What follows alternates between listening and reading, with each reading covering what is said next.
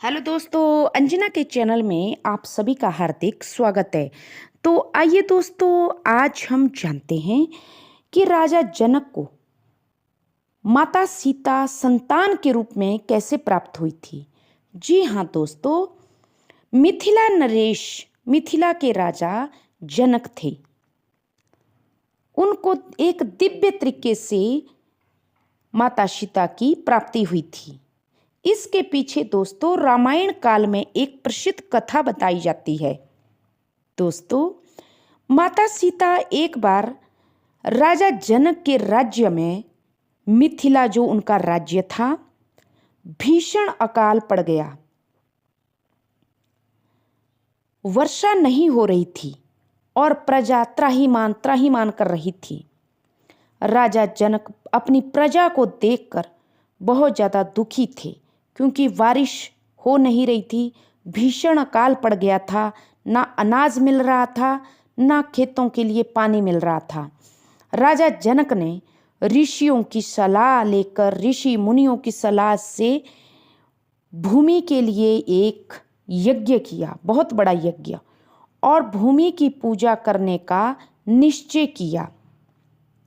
उस परंपरा के अनुसार दोस्तों, राजा जनक को ऋषि मुनियों ने कहा कि राजन, आप पहले भूमि की पूजा कीजिए और उसके उपरांत स्वयं हल चलाकर भूमि को पवित्र कर कीजिए। भूमि की पूजा करके उसको पवित्र कीजिए, उसके ऊपर आप अपने हाथों से हल चलाइए, तभी बारिश होगी।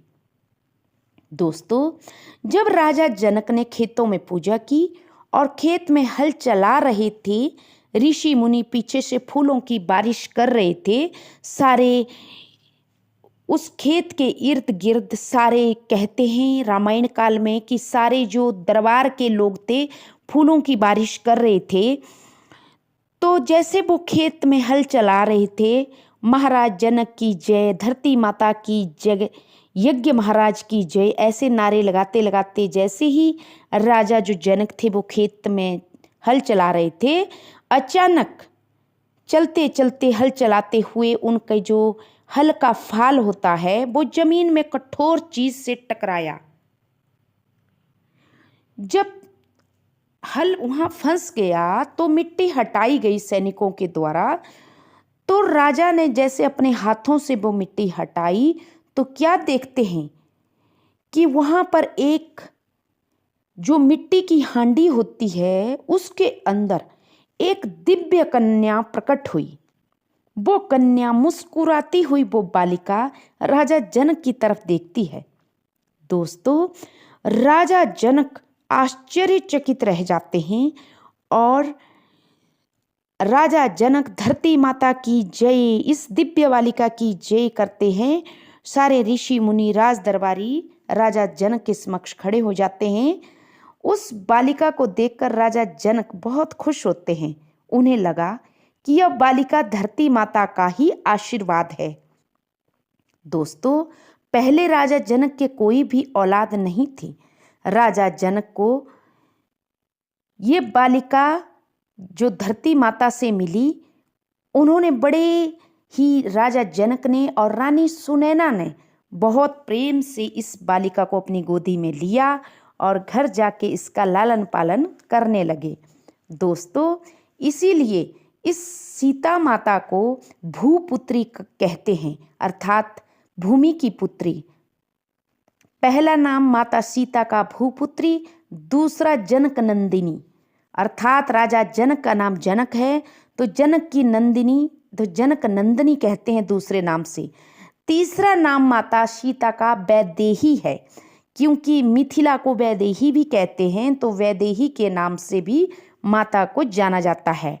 और 9 महीने के उपरांत दोस्तों, रानी सुनैना को 3 बेटियों उर्मिला, श्रुतकीर्ति और एक और कन्या थी, उसकी तीनों की प्राप्ति 9 महीने के बाद हुई और सारी मिलाकर 4 कन्या हो गई। और राजा जो जनक थे, मिथिला के राजा, उन्होंने बड़े ही शौक से चारों पुत्रियों का अपनियों का स्वागत किया।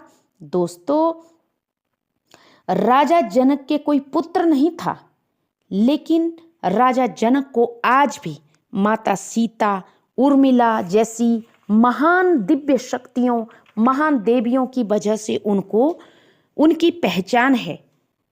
तो दोस्तों, वंश बढ़ाने के लिए लड़का ही जरूरी नहीं है।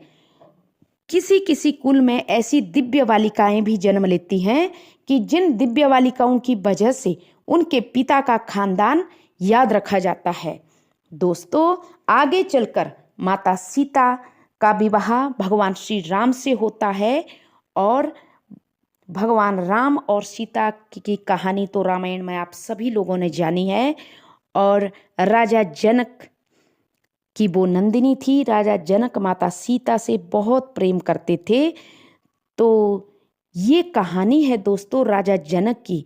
राजा जनक को ब्रह्म ऋषि भी कहा जाता है, क्योंकि उनको चारों वेदों का भी ज्ञान था।